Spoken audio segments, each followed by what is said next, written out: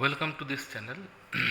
আজকের ভিডিওতে আমি আরও একটা গুরুত্বপূর্ণ প্রশ্ন নিয়ে চলে এসেছি। প্রশ্নটি হচ্ছে মধ্যমা নির্ণয় 2020 সালের একটা প্রশ্ন নিয়ে আমি আলোচনা করছি এবং আমার মনে হয় এই প্রশ্নটি তোমাদের নেক্সট যে মাধ্যমিক পরীক্ষা অর্থাৎ 2026 সালের জন্য অত্যন্ত গুরুত্বপূর্ণ। তাহলে প্রশ্ন তোমরা দেখতে পাচ্ছ যে একটা পরিসংখ্যা বিভাজন তালিকা দেওয়া রয়েছে এবং সেখান থেকে তোমাকে মধ্যমা নির্ণয় করতে হবে। পাঠ্যপুস্তকে মধ্যমার একটি সূত্র আছে, সেই সূত্র দিয়ে আমরা অঙ্কটা করব। তো প্রথমে যেটা আমাদের পরিসংখ্যা বিভাজন তালিকায় দেখতে হবে যে যে শ্রেণী সীমাগুলো আছে, প্রথমত দেখো এখানে শ্রেণী সীমানা লেখা আছে, মানে কোনো অসুবিধা নেই, মানে অ্যাডজাস্টমেন্ট যেটা শ্রেণীর অ্যাডজাস্টমেন্ট সেটা কিন্তু করাই আছে। যদি করা না থাকে সেক্ষেত্রে আমাদের অ্যাডজাস্টমেন্টের একটা কলাম আলাদাভাবে করে নিতে হয়। তো যাই হোক, এখানে যেহেতু করে দেওয়া আছে তাহলে এখানে কোনো চিন্তা করার কারণ নেই। তাহলে আমরা সমাধানে চলে যাচ্ছি। দেখো, আমরা যখন আনসার করব, সলিউশন করব, তখন প্রথমেই একটা পেন্সিল দিয়ে ছক বানিয়ে শ্রেণী সীমানা, পরিসংখ্যা এবং ক্রমযৌগিক পরিসংখ্যা এই তিনটে কলাম আমরা করব।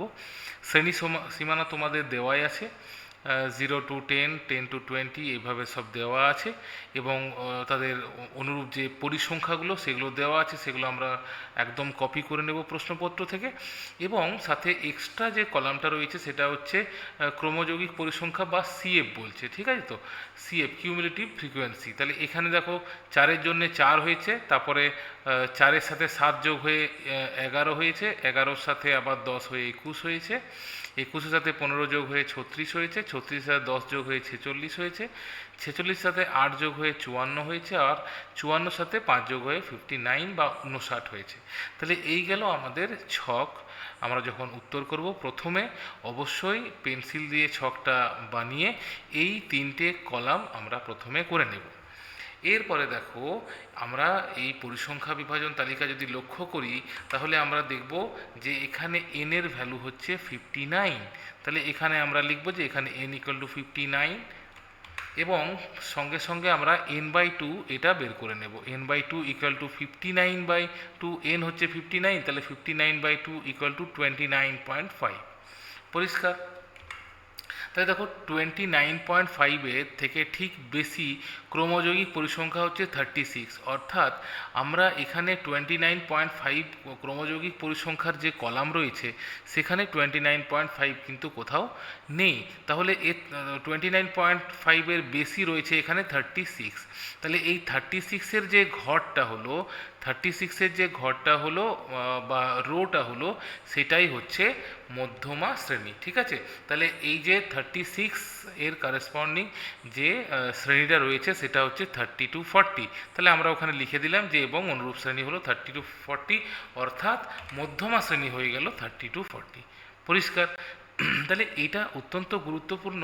প্রথমেই আমাদের মধ্যমা শ্রেণীটি খুঁজে নিতে হয়। তাহলে মধ্যমা শ্রেণী কেন খুঁজে নিতে হয়? কারণ এর উপরে বেস করেই আমাদের মধ্যমা নির্ণয় করার ফর্মুলাটা রয়েছে। নেক্সট দেখো, সুতরাং নির্ণেয় মধ্যমা হচ্ছে, আমরা ফর্মুলাটা একবার লিখে দিলাম, এল প্লাস ব্র্যাকেটের ভিতরে n/2 minus CF whole divided by F into H. পরিষ্কার? ঠিক আছে। এরপরে দেখো, আমরা এই যে চিহ্নগুলো এখানে ব্যবহার করেছি, এই চিহ্নগুলো আমরা প্রত্যেকটা লিখে দেব যে এল মানে কি, এন মানে কি, সিএফ মানে কি, আর এফ মানে কি এবং এইচ মানে কি। ঠিক আছে? তাহলে এখানে দেখো এল এর ভ্যালু হয়ে যাচ্ছে 30। এল মানে হচ্ছে লোয়ার লিমিট, অর্থাৎ যে মধ্যমা শ্রেণীটা আমরা পেয়েছি সেই মধ্যমা শ্রেণীর যেটা নিম্ন সীমানা রয়েছে সেটা হচ্ছে এল এর ভ্যালু। তাহলে সেটা আমরা এখানে লিখে দিলাম এল = 30। এরপর হচ্ছে এন এর ভ্যালু দেখো আমরা 59, n/2 এর ভ্যালু আমাদের বের করা আছে, তাহলে n/2 আমরা সরাসরি লিখতে পারি। দেখো n/2 এর ভ্যালু কিন্তু আমাদের 29.5 বের করা আছে, তাহলে আমরা 29.5 সরাসরি লিখতে পারি। এরপরে আসছে সিএফ। ঠিক আছে? এগুলো আমরা বিবরণটা পুরোটা দিয়ে দেবো। সিএফ মানে হচ্ছে কিউমুলেটিভ ফ্রিকোয়েন্সি অফ, যে আমরা মধ্যমা শ্রেণীটা পেয়েছি 30 থেকে 40, এই যে মধ্যমা শ্রেণী, তার ঠিক আগের যে শ্রেণীটা রয়েছে তার ক্রমযৌগিক পরিসংখ্যা হচ্ছে সিএফ, তাহলে সিএফ এর ভ্যালু হচ্ছে এখানে 21। তারপরে আসছে এফ। এফ মানে হচ্ছে যে ফ্রিকোয়েন্সি, যে মধ্যমা শ্রেণীটা আমরা পেয়েছি তার পরিসংখ্যা, তার পরিসংখ্যা হচ্ছে 15, তাহলে 15টা আমরা এখানে উল্লেখ করে দেবো। এবং সাথে রয়েছে এইচ, তাহলে এইচ হচ্ছে যে মধ্যমা শ্রেণীটা আমরা পেয়েছি তার দৈর্ঘ্য, অর্থাৎ 40 থেকে 30 যদি আমরা মাইনাস করি তাহলে সেক্ষেত্রে আমরা 10 পাবো। তাহলে এখানে আমরা সমস্ত বিবরণগুলো দিয়ে দিলাম, যে যে সকল চিহ্নগুলো আমরা ফর্মুলাতে ব্যবহার করেছি সেগুলো কোনটা কি আমরা লিখেও দিতে পারি, আবার না লিখলেও চলে। আমাদের গাইডলাইনে ওটা বলা থেকে যদি ভ্যালুগুলো ঠিকঠাক লিখে, মানে ক্যান্ডিডেট সেগুলো জানে তবেই না লিখেছে। তাহলে এখানে হচ্ছে আমরা চিহ্নগুলোর মানগুলো লিখে দিলাম, এরপরে জাস্ট সরল করার মতো আমরা প্রত্যেকটা ভ্যালুকে এখানে বসিয়ে দেবো। তাহলে এখানে যদি বসিয়ে দিই তাহলে পাচ্ছি আমরা 30 প্লাস ব্র্যাকেটের ভিতরে n/2 ভ্যালু হচ্ছে 29.5 মাইনাস সিএফ মানে হচ্ছে 21 whole divided by F, F মানে হচ্ছে 15 ইন্টু এইচ, এইচের ভ্যালু হচ্ছে 10। জাস্ট এটাকে আমরা ক্যালকুলেশন করব।